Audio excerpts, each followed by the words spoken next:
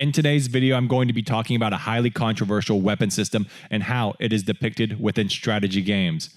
If that is not something you want to watch or listen to, please click off and I will see you next video.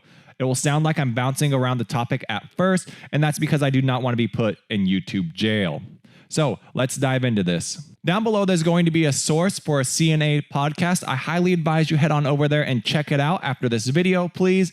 It's going to go more into detail about this weapon system. I find this weapon system to be very, very interesting, and I'm just about done bouncing around this topic, so let's just dive right on in. Today, we'll be talking about different types of incendiary devices and how accurately they are portrayed within strategy games. The first game we're going to be taking a look at is Regiments, and if you're unfamiliar with Regiments, it's a real-time strategy game or real-time tactics war game, and in it has aircraft that carry napalm. I'm just going to use the word incendiary devices so we just don't say the word firebomb, napalm over and over and over again. I apologize, but YouTube.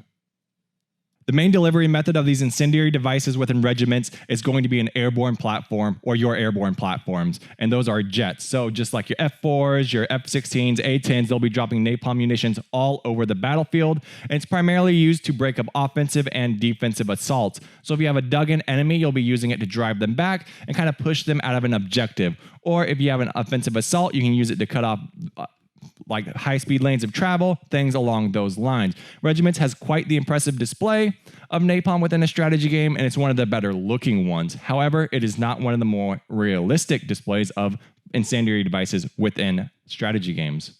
Now, are the tactics and strategies around these incendiary devices sound? You can cut off lanes of high-speed travel. Will the AI react to this fire on the battlefield?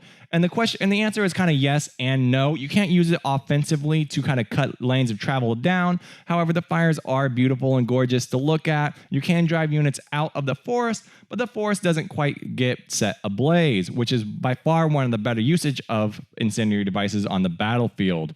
Regiments is a beautiful game. It does give you a lot of tools and weapon systems to use on the battlefield, but some of its display or the tactics around those weapon systems just aren't the best. I would like to see it kind of evolve and kind of change the way it approaches incendiary devices on the battlefield. However, that's kind of like my common complaint with all the strategy games on this system, and we're going to dive into that as we cover each one. So while incendiary devices are kind of just beautiful within strategy games, there's a lot more that can be done with them on the battlefield. It just takes a bit of work. So within Regiments, these incendiary devices are cool. They can be used on beautiful displays, but they're primarily used as an offensive weapon and not so much as a defensive one, which is perfectly in line with how you can use this weapon system within the real world. But that is incendiary devices within Regiments. We are moving on to the next game. Armor Brigade has some of the best representation of incendiary devices in the strategy game market. It has fires, smoke, and different types of delivery methods. In this, I modded in napalm to be delivered via a mortar. However, once again, the primary delivery method is going to be your aircraft platform. But what I want to talk about mainly within Armor Brigade is how fires will spread and smoke will settle on the battlefield. You don't often see that in other strategy games. As you look at this clip, you'll see different types of fire on the battlefield, and it generally cuts off lanes of high-speed travel, and it kind of drives enemies out of fortified position. Here you see me in a defensive position, and I am forced to move my units back out of line. So it allows the enemy on the offensive to really put pressure on the defensive opponent. So while incendiary devices are within Armor Brigade, there are some limitations as well. They aren't as good looking, but they are modeled much more realistic and much more accurate. Fire or sustained firefights can set force on fire, and incendiary weapons can set force on fire as well. I would really encourage most strategy game developers to kind of take a look at what Armor Brigade does and how they kind of implement it within their gaming system.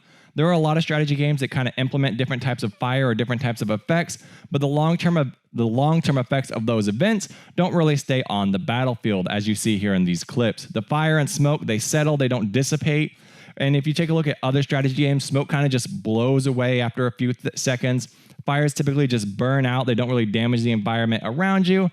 And overall, it's just kind of just like this, an immersive cinematic weapon system and not really what it needs to be. It's typically a fantastic and offensive and a great weapon of mass destruction, and a lot can be improved within the strategy gaming world. So that's Armor Brigade. Let's move on to the next game. The next game we're talking about is Flashpoint Campaign Southern Storm. It's one of the more unique and one of the more interesting strategy games to kind of be on this channel, and it has a lot of features that are really deeply modeled, and it's really an impressive simulator as well. So the thing we're going to talk about, or continue to talk about, is going to be incendiary devices within this game. So there are napalm, and there is napalm or incendiary bombs, and they are delivered via airborne platforms. However, they are modeled quite differently within this game. A lot of the modeling within Flashpoint Campaign Southern Storm happens at the hex level. However, you will never see like a massive fire breakout or a lot of smoke just saturating the battlefield. They kind of just blow away or they just dissipate over time. I think that's really important. However, the one thing that kind of separates it from other strategy games is the time compression. So turns are based on 15, 30-minute, hour-long intervals, whatever the designer sets it at, and battles often can last 4 to 24 hours, depending on what you set them. So the smoke settling at the early start of the battle may not be there 2 or 3 hours later. Fire isn't displayed as accurately as it could be, and it's something I would like to be expanded upon as well. But a lot of the simulation happens kind of at the hex level, and there's a lot of really detailed stuff we don't see going on. So the main delivery system for fire or incendiary devices within Flashpoint Campaign Southern Storm are going to be airborne platforms. I do not believe there's like incendiary mortars or anything like that, but there is a fire damage system within the game. So that is your main delivery platform. Overall, a lot of the modeling happens at the hex level. I know I've said that several times, but as firefights just last a long time, the hex does become damaged, and it does get more difficult and more challenging to move around on the battlefield. It's just something that happens within this engine and not something that's quite displayed as accurately as it can be on the map. Flashpoint Campaign Southern Storm is kind of one of those hidden games a lot of people don't know about, and it's actually more complex than it looks, but it's a ton of fun to play, and it really accurately depicts a lot of what goes on the battlefield. It's not as impressive to look at as the other strategy games, but it is kind of more of a simulator and less of a video game. I highly encourage you to check this one out, especially if you kind of enjoy that more in-depth strategy, and it's kind of fun to play even if it's not visually as impressive.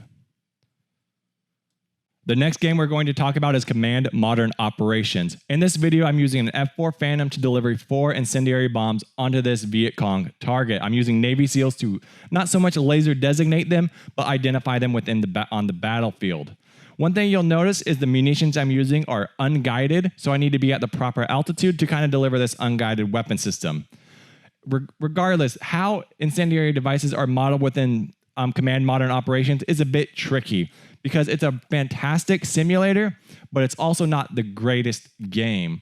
So while we do have all these different weapon systems at our disposal, the way they work within the game or in the environment within the game as well isn't quite as impressive as I would like for it to be. Terrain doesn't catch on fire. We do need to fly around certain mountains, hillsides. We do need to kind of manage the way we do things. However, it won't be as impressive as we would like, and the way it's strategically implemented isn't the best. So you will not be conducting fire bombs, but you will drop tons and tons and tons of munitions. I really enjoyed using this F4 Phantom. I really want to dive more into these incendiary devices and create a lot of way more serious video. But it's pretty interesting because when it comes to Command Modern Operations, it's all about the simulator and all about just being as realistic as possible. So you'll notice how I delivered these at 15,000 feet. So imagine you're at 15,000 feet in an F4 Phantom. You have a Navy SEAL kind of within like 50 or 100 meters of a Viet Cong target, and there's 4 bombs hurtling towards you that are currently unguided. It's absolutely like impressive to think about, and it's absolutely scary at the same time. So the tactics and strategy are a lot more in-depth within Command Modern Operations, and as you see, they're going to absolutely completely miss their target. So it's pretty interesting, and we could have done that at a lot better. My goal was getting down to 2,000 feet, but even going 350 knots and delivering 4 unguided incendiary munitions with a friendly target super close is not the best strategy I could have implemented, but it is modeled quite well within Command Modern Operations.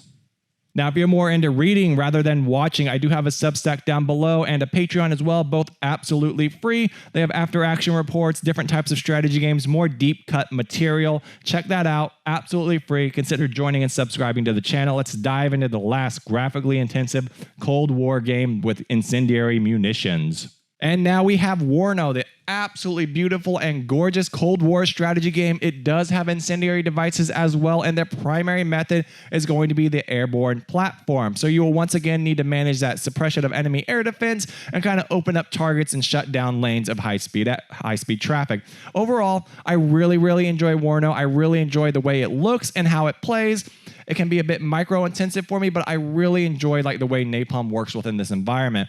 However, once again, we come to that same issue we had before where the fire is only temporary. The damage can be a bit permanent, but it just doesn't last long enough for my liking, nor does the smoke on the battlefield. It doesn't settle the way it should. It doesn't settle when it's in forest. It doesn't settle when it's in urban environments. It kind of just dissipates, and those lines of sight reopen back up. I know modeling and keeping kind of those events on the battlefield would be quite difficult and quite intensive, but it is something that does need to be looked at, and honestly, it would probably bring the gameplay to a bit of a halt, which is why we have those thermite drones popping up all over the globe at this point. The one thing that really separates WARNO from the other strategy games is the ability to kind of use it within multiplayer and kind of just test different types of strategies and tactics. So it's really a lot more fun to kind of use napalm on the battlefield, at least within WARNO, to kind of test it with a PvP or a real-life opponent. And that's really what separates WARNO from the rest of the strategy games within this list, is that ability to test real-life or real-life tactics and weapon systems against a real-life opponent. While WARNO is absolutely beautiful and can be considered more of an arcade and less of a simulator game, it does give you that option to kind of test interesting strategies against someone in real life. So we can test how napalm or incendiary devices break up defenses or offensive. Overall, if you enjoyed this video, make sure you like, comment, and subscribe. You have a wonderful day, and hopefully we don't go to YouTube jail.